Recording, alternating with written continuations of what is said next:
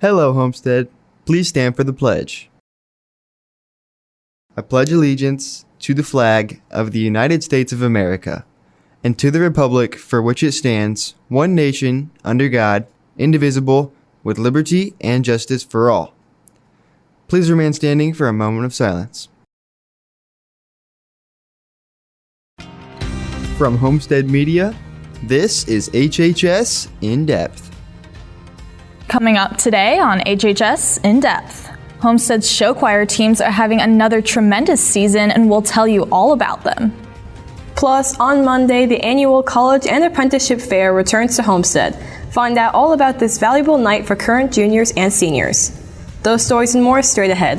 Thank you for joining us today. I'm Nana DeHook. And I'm Jenna Lane. And Jenna, I heard it was your birthday today, so happy birthday. Thank you, it is. I'm turning 18, so I am officially an adult. Well, last weekend, Homestead show choirs swept their competition at Huntington North, with Elite and Royale both winning grand champions with Best Choreography and Best Vocals. To tell you more about the show choirs this year, here's reporter Cora Shaw. After an adapted season last year due to COVID-19 advances, Homestead Show Choirs is back for an authentic year of maskless performing and long competition days. Coming out of COVID has been obviously an issue as we've had people in and out of rehearsals. But other than that, it's really just been about getting back into the groove of a normal season. All of our freshmen are experiencing their first real year, and our sophomores are experiencing their first real year, and our juniors and seniors are trying to bounce back from everything that happened. We're not used to doing facials, we're not used to having full competition days. Everything being normal is weird. Despite the bumpy roads, the show choir members feel a personal connection to their show and the songs that are a part of it. The show means a lot to me personally. It's my senior year and I feel like that automatically makes it more important, but we're doing so much to try and come back, and we have this amazing group who does so many wonderful things with the stuff we have.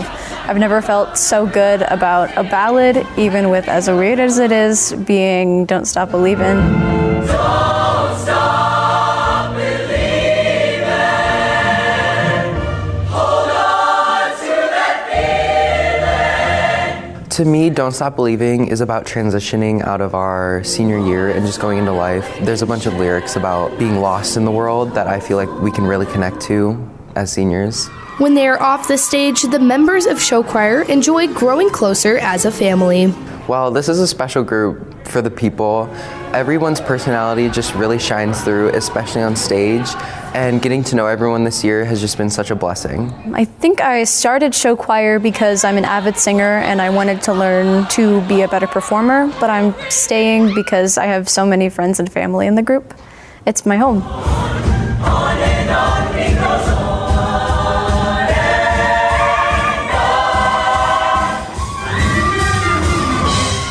The beat goes on in this weekend's competition at Cherubusco. Good luck to them in the rest of their competition season. Reporting for HHS In Depth, I'm Cora Shaw. Thank you, Cora. In world news, history was made last week as the world was shocked to hear about the war beginning when Russia invaded Ukraine. The conflict began with the question of whether NATO should expand eastward to include more countries, including Ukraine. While the U.S. and its allies in Europe have repeatedly said that they are committed to an open-door policy, Russian President Vladimir Putin disagrees, claiming that NATO's eastward march represents decades of broken promises from the West to Moscow. At a news conference in December, Putin went against NATO by saying that you promised us in the 1990s that you would not move an inch in the east. You cheated us shamelessly. Rumors of a Russian attack initiated back in November of 2021. When satellite imagery showed a new buildup of Russian troops on the border of Ukraine. In December, Russia issued their demand that the NATO alliance never included Ukraine or other former Soviet nations as members. The U.S. met with Ukraine in January, but the issue went unresolved, leading Western countries to evacuate many of the foreign embassy staff from Ukraine. According to the U.S. ambassadors, Russia amassed nearly 200,000 troops on the Ukrainian border. Predictions of a Russian invasion of Ukraine came true in the early morning hours of February 24th.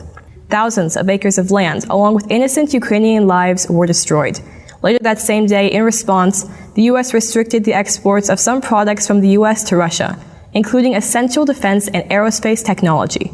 President Biden also authorized U.S. forces to be deployed in Germany and said NATO allies would convene a summit today to map out the next steps.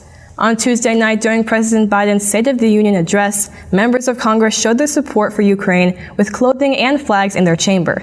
During his address, Biden stated that the U.S. and other countries in the NATO alliance plan to isolate the Russian economy. If you want to support Ukraine, you can follow the link shown below to make a donation directly towards the front line of response in Ukraine. After a colder week this past week, summer sounds better than ever right about now. What can we expect for the first week of March? I'll let you know when we come back.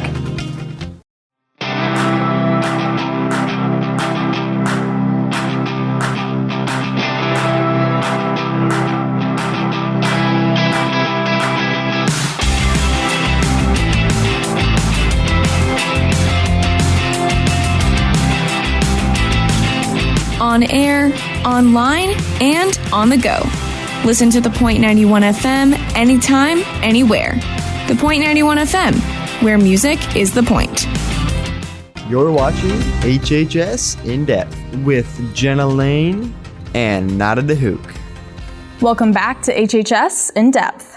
The library staff has relocated to the Media Center classroom, directly across from the discipline office. The main library is closed due to the ceiling leaks. Do you need to renew or return a book? The library staff would be happy to renew your book. There is also a notice in Canvas with a link to a Google Doc where you can request to have a book pulled out for you to check out. Attention Italy travelers. They are having a very important meeting on Tuesday, March 8th at 6 p.m. in room 208. Please plan to attend and bring a parent along with you. They will be getting room assignments and travel transportation to the airport organized, tips on what to bring, how to pack, and many other important topics. Softball players. Tryouts begin Monday, March 7th in the main gym from 2 to 4:45 for returning varsity members and 4:15 to 5 for freshmen and all other interested participants. If you have any questions, please contact Coach Clegg at the phone number shown here. And now here is a rundown of clubs meeting at Homestead over the next week. Euchre Club will meet today after school in room 212. New players and experienced players are all welcome. Bring yourself and a friend. They hope to see you there. K-Pop Club meets today after school in room 924. Are you interested in current events? Do you enjoy discussing politics? Go to Young Progressives today from 2:45 to 3:30 in room 614, Mrs. Smith's room. All political viewpoints are welcome and snacks will be provided. And for clubs meeting next week, dare to be a force of nature and go to Environmental Club's next meeting on Monday in Mrs. Merkling's room, room 206. They hope to see you on Monday at 2:45 in room 206. And Biomedical Science Club will meet in room 215 next Wednesday, March 9th, from 2:45 to 3:30 p.m. Dr. Adji, a surgical oncologist, is their scheduled speaker. They will also be taking a group picture during this meeting to be used for the yearbook. Juniors and seniors, the College and Apprenticeship Fair is just around the corner. However, you may be wondering what it truly offers to students. Here's HHS In-Depth reporter Thomas Lazar to tell you more. The College and Apprenticeship Fair has returned, but juniors and seniors might be wondering what it truly offers them. So coming to the fair is a really great resource for students that want to do quite a bit of research before they make a decision. So there are over 70 colleges, universities, representatives that are there that you can speak with. And so you, without necessarily having to go visit them, they're visiting you, and it's a one-stop shop to be able to kind of get the information that you need to help make an informed decision for after high school. So if you are interested in learning more about certain colleges or other post-secondary opportunities, be sure to visit the 9th Grade Academy on March 7th from 6 to 7 p.m. And in accordance with IACAC regulations, all attendees must wear a mask while in attendance. Also, make sure to pre-register with StrifeScan so colleges can get your information easier at the link shown below.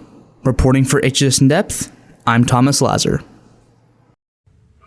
Thanks, Thomas. As Homestead Ski Club wraps up their season, HHS In-Depth reporter Cameron Elder was able to sit down and talk with the ski club presidents to see how this year went and what it's like to be in ski club. As Homestead Ski Club wraps up with spring coming in, I was able to sit down with the presidents of the club to discuss what ski club is all about. Ski Club was created by me and my friends, and it pretty much brings people together. It brings people from different grades together. You can either ski or snowboard. It really doesn't matter. Ski Club has around 30 to 40 members and around 20 to 25 that are active. Ski club gives you the opportunity to go skiing with your friends. You know, we don't really have any ski resorts here in Indiana, so it gives you the opportunity to go up to Michigan with some of your friends and go skiing.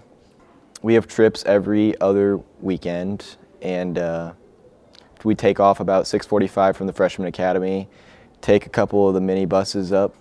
We always have a good time, turn up the radio. You don't need experience at all. Don't have to go on every trip. If you just want to come to one or if you want to come to all of them, you're welcome to. During 2020, Ski Club had to shut down due to COVID. Fortunately, this year they're back. And after speaking with them, I think it's safe to say they are very excited about it. On our first trip, we got to take 3 buses up. I think we had around 32 people come up with us, and there was so many Homestead people on the mountain. It was awesome. Though Ski Club is over this year, if you have any questions or want to join next year, contact Mrs. Brown with her email. I'm Cameron Elder, reporting for HHS In Depth. Thanks, Cameron. Well, this week's weather had moments that made me think spring was around the corner for once. The question now is, what can we expect for this weekend? Jacob Bashford joins us now to let us know. Thanks, Jenna and Nada. This past week displayed the common Midwestern weather with highs and lows all throughout the week. There is a small chance of rain showers today, but it should stop and should just be cloudy tonight. The high for today is 42 degrees, but temps will be moving into freezing once the sun goes down. So bring a jacket along if you plan on going to the boys sectional game tonight. Moving on to weekend showers are expected on Saturday, but temperatures do seem to be rising compared to last week. Saturday will reach 55 with a low of 51, but showers will be there throughout the whole day, so make sure to have a little jacket with you. Sunday will have a high of 55 and a low of 42. Skies will remain partly cloudy throughout Sunday. Can we expect this warm weather to continue into next week? I'll be back later with the 7-day forecast. All right, thank you, Jacob. Next in sports, the boys basketball team got sectionals started with a victory this past Tuesday and advanced to tonight's semifinals. Anthony Gary is in next to break it all down in the Locker Report.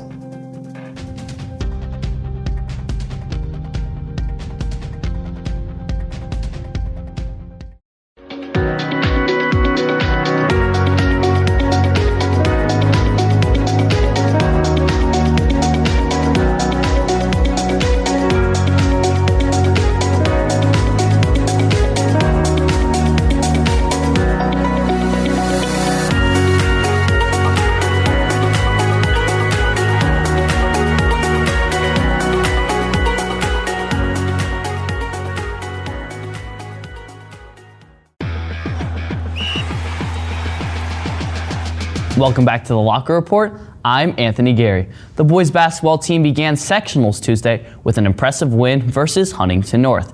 Caleb Wood is in now with a recap. Tuesday night kicked off the postseason for the boys basketball team. They faced off against the Huntington North Vikings, and right away, a quick two-handed jam by Andrew Leeper to get the Spartans on the board. Then, Andrew Leeper coming back at it again from beyond the arc. He put up a solid 13 on the night. Shortly after, Fletcher Lawyer with the clean 3, nothing but net. Spartans lead 29-31 at the half. Second half, Spartans would take it up a notch. The mid-range jumper by Lawyer is good. The future Boilermaker had 26 points against the Vikings. Then Spartans with the ball, 2 seconds left in the third. Lawyer for 3, got it. The crowd loving that one. Homestead survives and defeats Huntington North 56-43. They will be back at Huntington North tonight to play New Haven in the sectional semifinals. Another team that is on a roll and trying to stunt their way towards a state title is the gymnastics team. Your latest edition of Postseason Spotlight brings you inside the gym on the team's state aspirations. Ranked number 3 in the state, the gymnastics team has remained near perfect the entire season, and the girls are nothing but pleased. I did really good this season. It's been a little rough at the beginning of the season, but all of us really got it back together and we competed and we did our best and it was amazing. Overall, I've had a really strong season. Along with the team, I think we've had a really successful season. We've had a couple injuries here and there, but everybody's been able to come back strong and just do what they know how to do. I think my season went very well. I definitely improved throughout the season, and I think the team definitely did too. Junior Gina Zarelli is also undefeated as an individual competitor in the all-around. She finished 6th in the state last year and has her eyes set on the title this year. Our goals for postseason are to win regionals and give it our best and do what we know how to do at state to put us in the running for a state title. And one of my personal goals is to aim to win state. The girls can't quite look ahead to only state as they still have to get by regionals this Saturday against tough competition. We are hoping to win, of course. We're looking at the little nitpicky details that we need to change to help improve our scores. It's in a couple days and we've been just practicing really hard in practice, and we'll just do the same thing we're doing in practice at the meet, and it'll be amazing. Make sure you wish the girls good luck as they hope for a successful postseason run. Ladies and gentlemen, tonight is another important basketball game for the boys team as they travel to Huntington North for the sectional semifinals against New Haven. Make sure you show up to see our state-bound Spartans. For the Locker Report, I'm Anthony Gary. Make sure you check out our social media links below for all Homestead sporting athletic updates. Stay tuned to HHS In Depth as Jacob will have a final check of the forecast when we come back.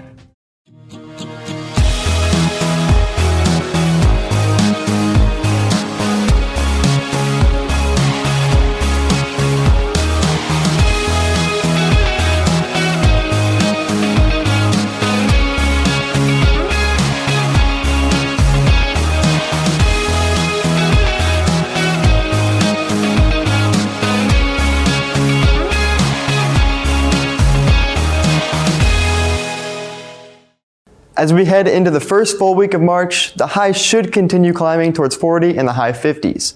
I know everyone is looking forward to taking off some layers while outside, so make sure you can take advantage of that opportunity in the coming weeks. Lows will be up in the 30s this entire week. Monday starts off the week with showers throughout the day, a high of 46 and a low of 34. Snow will continue to come down on Tuesday, but it shouldn't be bad enough to cancel school on Wednesday. The next 2 days will be partly cloudy, and you'll see highs in the mid-40s for Wednesday and Thursday. If you have any outdoor activities for this week, I would schedule them for Wednesday or Thursday, as those days should be sunny and rather warm. Jenna and Nada, back to you. All right, thank you, Jacob, and thank you for watching today. Good luck to all of our Homestead athletes and other performers in action this weekend. Have a fantastic weekend, and we'll see you back here again next week.